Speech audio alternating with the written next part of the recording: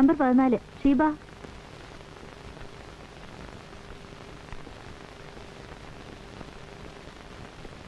നിങ്ങൾ അവിടെ ഇരിക്കണം, വിളിക്കാം. ഇരിപ്പ് തുടങ്ങിയിട്ട് 2 മണിക്കൂറായല്ലോ. ഞങ്ങളേക്കാൾ മുമ്പ് വന്നവരൊക്കെ പോയി. മണിക്കൂറിന്റെ കണക്കൊന്നും ഇവിടെ പറയണ്ട, ആവുമ്പോ വിളിക്കാം. ഇവിടെ എന്താ വല്ല സദ്യ മറ്റാണോ ആവുമ്പോ വിളിക്കാൻ? മിണ്ടാതിരിക്കമ്മേ, നമ്മൾ ക്ഷമിച്ചല്ലേ പറ്റൂ.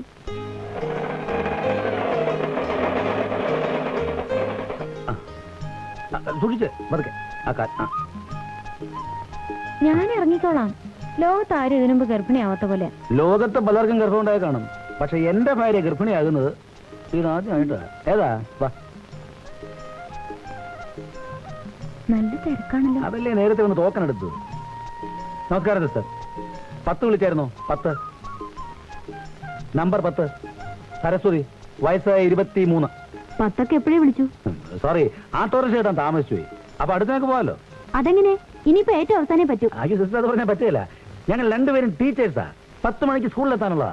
അതിന് ഇവിടെ പേര് വിളിക്കുന്നതിന് മുമ്പ് വരണ്ടേ? നമ്പർ 15 സരള. അയ്യോ സിസ്റ്റർ പ്ലീസ്. പറ്റില്ല, തിരക്കാണെങ്കിൽ നിങ്ങൾ പോയിട്ട് സൗകര്യമുള്ളപ്പോ വന്നാ മതി. ഇതെന്നാ പറച്ചില്ല? സൗകര്യം നോക്കിയാണോ ഡോക്ടറെ കാണാൻ വരുന്നേ? ഇന്നാണ് ഡോക്ടറെ കാണേണ്ട ഡേറ്റ്. അതുകൊണ്ടാണ് ഇന്നലെ തന്നെ ഒന്ന് ടോക്കൺ എടുത്തത്. ഒരു ന്യായം വേണ്ടായോ? ഇവർക്ക് അല്ലേലും തന്റെ ഇത്തിരി കൂടുതലാ. ഇത്തിരിയോ? താൻ ബഹളം ഉണ്ടാക്കാൻ തന്നെ വന്നാണോ? താനോ? ഞാനൊരു അധ്യാപകനാണ്. Thomas Kurian, MA BEd. സംസാരിക്കുമ്പോ മര്യാദ പാലിക്കാൻ പഠിക്കണം ആദ്യം. എന്താ ഇവിടെ പ്രശ്നം? ഡോക്ടർ, ഞങ്ങൾ 2 പേർക്കും രാവിലെ 10 മണിക്ക് സ്കൂളിൽ എത്താനുള്ളതാ. ടോക്കൺ 10. വരാനിച്ചിരി എന്നാ ചെയ്യാൻ? ആട്ടോ സമയത്ത് കിട്ടണ്ടായോ? അതിന് ഇവരൊരു മാതിരി മനുഷ്യപ്പറ്റില്ലാതെ. അടുത്തത് ഇവരെ വിട്ടോളൂ. ചെല്ല്.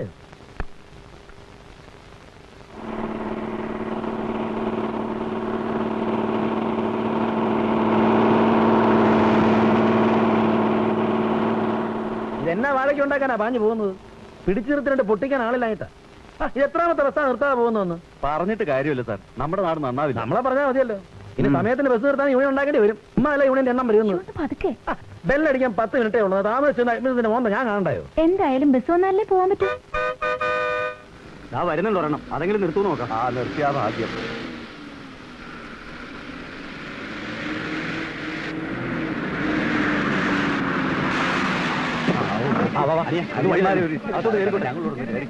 എന്റെ പൊന്നനിയ നമുക്ക്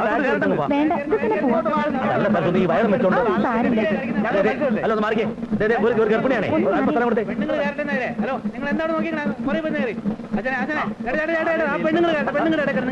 എന്റെ ഭാര്യയാണ്. ഇതെല്ലാരും എന്റെ ഭാര്യ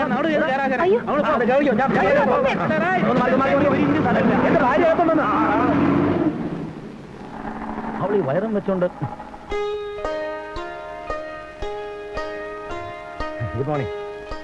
ഇത്തിരി വൈകി. ഇത്തിരിയല്ല, 35 മിനിറ്റ് വൈകി. അല്ല ടീച്ചർ, സരസ്വതി ഡോക്ടറെ കണ്ട് ദിവസമായിരുന്നേ. അപ്പൊ ഡോക്ടറെ കണ്ട് തിരിച്ചു വന്നപ്പോ ബസ് കിട്ടാൻ വൈകി. സരസ്വതി ടീച്ചർ സമയത്തിന് എത്തിയല്ലോ. എന്നാ പറയാനാ, ബസ്സിലോട്ടൊന്ന് ഇടിച്ച് ഒന്നും അല്ല കാര്യം. ജോലിയിൽ ആത്മാർത്ഥതയില്ല. എന്നെ എയിലെ കുട്ടികൾക്ക് ഇന്ന് ഫസ്റ്റ് പീരീഡ് മാഷിന്റെ ക്ലാസ് വെച്ചിരുന്നല്ലേ, അത് പോയി. എന്ന് പറഞ്ഞ നിങ്ങളെപ്പോലുള്ള ഒരു ഉത്തരവാദിത്തമില്ലായ്മ കൊണ്ട് പാവം കുട്ടികളാ വഴിയാതരാവുന്നത്. എന്റെ ഒരു പീരീഡ് പോയെന്ന് വെച്ച് പിള്ളേർ എങ്ങനെ വഴിയാതാരാവുന്ന? കൂട്ടയും കഴിഞ്ഞ് ഞാനിവിടെ പഠിപ്പിക്കുന്നില്ലായോ? അതുകൊണ്ടായില്ലല്ലോ, കൃത്യനിഷ്ഠ വേണ്ടേ? അതെല്ലാവർക്കും വേണ്ടായോ? സമയത്തിന് ബസ് ഓടാത്തതും ഓടുന്ന ബസ്സിനകത്ത് എന്നെ കയറ്റാത്തത് എന്റെ കുഴപ്പം കൊണ്ടാണോ? ആരുടെ കുഴപ്പം കൊണ്ടായാലും ശരി, ഇത്ര ലേറ്റ് ആയിട്ട് വന്നിട്ട് ഇനി ഒപ്പിടാൻ പറ്റില്ല. മാസ് ഹാഫ് ഡേ ലീവ് എടുത്തോളൂ. എന്തിനാ ഹാഫ് ഡേ ആക്കുന്നത്? ഫുള്ളായിക്കോട്ടെ. ടീച്ചറെ, എന്റെ അപ്പച്ചന്റെ മുമ്പിൽ ഞാൻ ഇതേവരെ തോറ്റിട്ടില്ല. പിന്നെ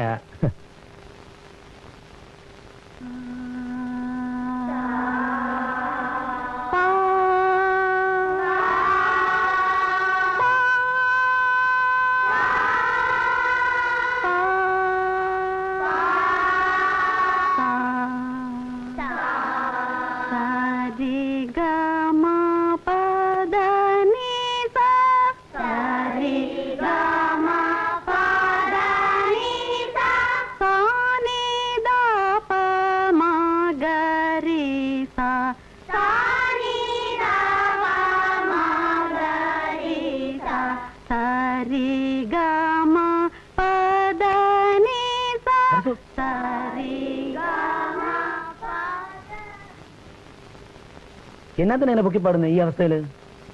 സാത്തിപ്പാട്. അത് പാടല്ലേ? അത് വേണ്ട, ശ്വാസം മുട്ടും. അതൊക്കെ ഇരിക്കട്ടെ, എപ്പോ വന്നു? അയ്യോ, ഒന്നും പറയണ്ട. തോമസ് മാസ്റ്റർ ഇത് എന്ത് വിചാരിച്ചിട്ടാ? മാഷോ ക്ലാസ് എടുക്കുന്നില്ല, ടീച്ചറെങ്കിലും പഠിപ്പിച്ചോട്ടെ. ടീച്ചറെ, ഞങ്ങൾ ഭാര്യ ഭർത്താക്കന്മാർ കൂടിയാണ്. അത് ടീച്ചർ പലപ്പോഴും മറക്കുന്നു. അത് വീട്ടില്. ഇവിടെ സൊള്ളാനും സല്ലപിക്കാനും ഞാൻ സമ്മതിക്കില്ല. കുട്ടികൾ അത് കണ്ടാ വളരുന്നേ. ഏത് കണ്ട്? മാഷേ, എന്നെ കൊണ്ട് അത് ഇതും പറയിക്കരുത്. നിങ്ങളുടെ പ്രേമം തൊട്ട് ഇതുവരെയുള്ള എല്ലാ കാര്യങ്ങളും അറിയുന്നവളാ ഞാൻ. പക്ഷെ ഒരു കാര്യം മാത്രം ടീച്ചറിന് അറിഞ്ഞൂടാ, ഈ ഭാര്യ ഭർത്താക്കന്മാർ തമ്മിലുള്ള ബന്ധം. അതറിയണേ കല്യാണം കഴിക്കണം. ടീച്ചറിന് അതിനുള്ള യോഗത്തിന് നമുക്ക് ചെയ്യാൻ പറ്റും.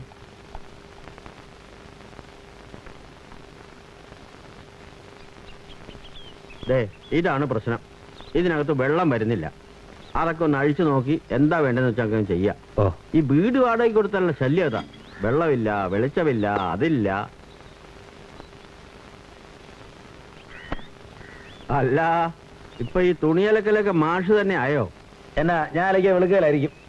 പുരുഷന്മാർ ഇത്തരം വീട്ടുജോലികൾ ചെയ്യുന്നത് എനിക്കിഷ്ടാ. പക്ഷെ ഒരു 2 മാസം കൂടെ കഴിഞ്ഞാൽ നമുക്ക് എല്ലാ ജോലികളും ചെയ്യാൻ പറ്റുമോ? ഒരു സ്ത്രീയെ നിർത്തുന്നതാണ് നല്ലത്. എന്നാ ചെയ്യാനാന്ന് പെമ്പറന്നൂർ സമ്മതിക്കണ്ടായോ? സാരസൂനൊന്നും ഇഷ്ടമല്ല. സംശയം അല്ലേ? ഈ പ്രണയവിവാഹത്തിനുള്ള ഒരു പ്രധാന തകരാറ് അതാ. അല്ലത് സംശയമല്ല, വിശ്വസിച്ച് നിർത്താനുള്ള രക്ഷ കിട്ടണ്ടായോ? ഞങ്ങൾ നേരത്തെ താമസിച്ചിരുന്ന വീട്ടില് ഒരു വേലക്കാരി പെണ്ണുണ്ടായിരുന്നു. അവക്കാണെങ്കിൽ ആ ചുറ്റുവട്ടത്ത് ചില ചില്ലറ ബന്ധങ്ങളൊക്കെ. എന്ന് പറഞ്ഞാൽ രണ്ടാളും സ്കൂളിൽ പോയാൽ പിന്നെ സൗകര്യം ഇല്ലയോ? സംഗതി പറഞ്ഞപ്പോ സരസു അവളെ അങ്ങ് പറഞ്ഞയച്ചു. അവസാനം ചീത്തപ്പേര് ആർക്കാ? എനിക്ക്. ഞാൻ അവളെ ഏതാണ്ട് ചെയ്തെന്നോ സരസു അത് കണ്ടെന്നോ നാട്ടുകാരുടെ മുമ്പിൽ അവസാനം ഞാനങ്ങ് വടിയായി. അല്ല, അതിൽ സത്യം വല്ലതുണ്ടോ? പാപ്പനാനേരെ, എന്റെ തന്തയ്ക്ക് വിളിച്ചാലും എന്നെ നായരെന്ന് വിളിക്കരുത്. 30ാമത്തെ വയസ്സിൽ മുറിച്ചതാ ഞാൻ എന്റെ വാല്. വാലോ? ആ, നായരെന്നുള്ള വാല്. അത് ശരി. അന്ന് മുതൽ ഇന്ന് വരെ ഞാനൊരു പുരോഗമനവാദിയാ. ഉദാഹരണത്തിന് ഈ വീട് തന്നെ എത്ര പേര് വാടകയ്ക്ക് ചോദിച്ചതാ? ഞാൻ കൊടുത്തില്ല. മാഷ് ഒരു മിശ്രവിവാഹി ആയതുകൊണ്ട് മാത്രമാണ് മാഷക്ക് ഞാനിത് തന്നത്. നിങ്ങളൊക്കെ ജാതിയും മതവും ഇല്ലാത്തൊരു സമൂഹത്തിന് വേണ്ടി പ്രവർത്തിക്കുന്നവരല്ലേ? ഓ, അങ്ങനെ വലിയ പുരോഗമനവാദമൊന്നും എനിക്കില്ല. എന്നാ പിന്നെ മാഷ് എന്തിനാ ഈ നാട്ടുകാരെയും വീട്ടുകാരെയും അപ്പനെയും അമ്മയൊക്കെ വെറുപ്പിച്ചിട്ട് ഈ പട്ടത്തി പെണ്ണെ കല്യാണം കഴിച്ചത്? എന്ന് പറഞ്ഞാൽ എനിക്ക് സരസൂനെ ഇഷ്ടമായി, സരസൂന് എന്നെ. 2 വീട്ടുകാരുടെ കയറി അങ്ങ് എതിർത്തു. എന്നാ ചെയ്യാനാ? ഞാനിഞ്ഞ് വിളിച്ചോണ്ട് പോകും. ഏതായാലും ഞങ്ങൾക്ക് 2 പേർക്കും ജോലിയുണ്ട്. ഏതാ ഇനി ഇപ്പൊ ഞങ്ങൾക്ക് ആരുടെ ഔദാര്യം വേണ്ട. സ്നേഹവും ബന്ധവും കണക്കും പറഞ്ഞ് ഞാൻ കൂടെ കയറി ചെല്ലാനും പോകുന്നില്ല. അതാണ് ആണത്വം. ഓ, അങ്ങനൊന്നുമില്ല.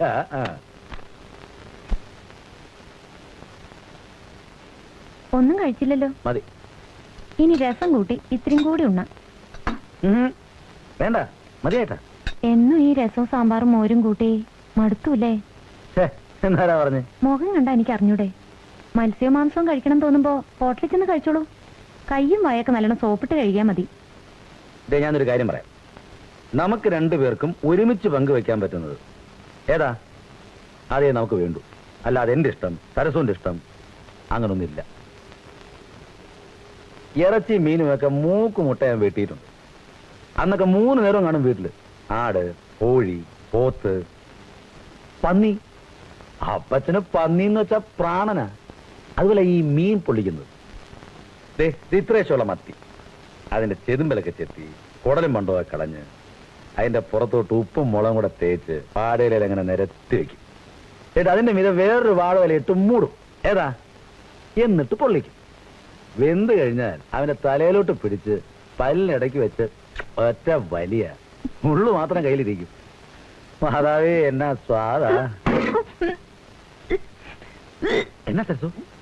എന്നാന്ന്? ഒന്നുമില്ല, പറയണ്ടാവുന്നു. നിർത്തി.